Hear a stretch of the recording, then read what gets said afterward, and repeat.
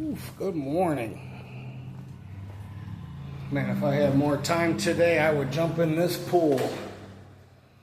Get ready to warm up my chicken and rice before we get to our next job. Ay, ay, ay. This shit looks...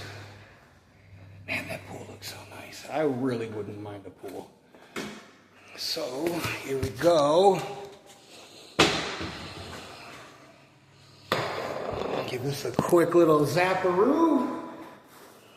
I'm cooking my chicken, my rotisserie chicken. Did I not put any rice in here? No. Oh, I didn't put any rice in here. So, you know what? I'll save that chicken and I'll just hook this up right now.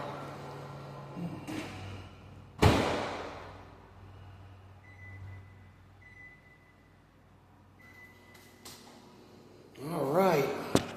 Jobs. I was talking to somebody about jobs that you had that you just fucking like walked off the job.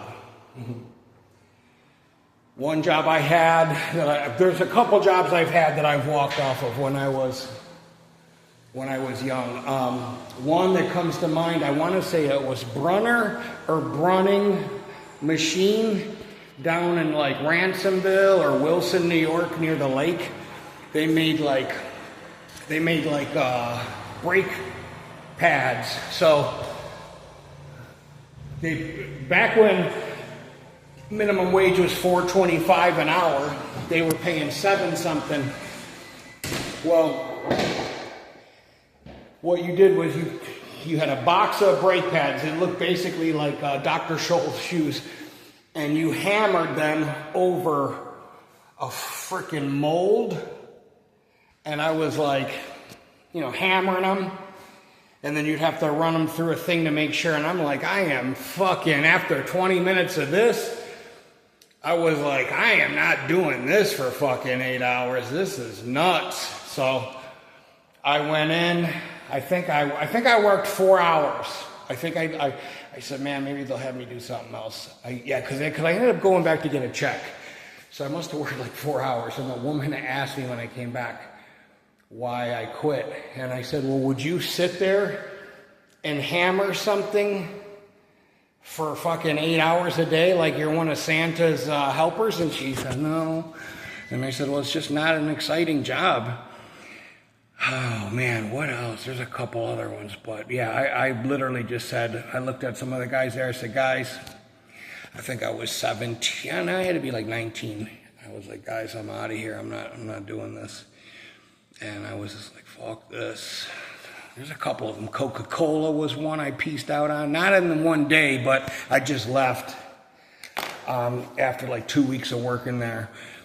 I had put my 2-week notice in, and I had gotten another job, and I just was like, see ya. I came in, and they were fucking slave labor. There's a couple of jobs I had that, when I was younger. I mean, not even, listen, if there's a job that I've had and I could afford to walk out on, I would fucking I would be, Salvation Army was one that I would have probably walked out on if I had some money in the bank. I'd be like, fuck these people.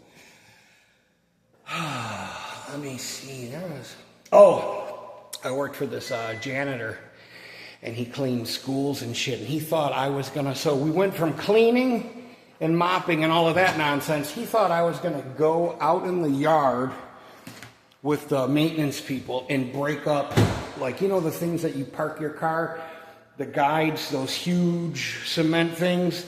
They weigh about 100 pounds if you ever can get underneath them and pick them up.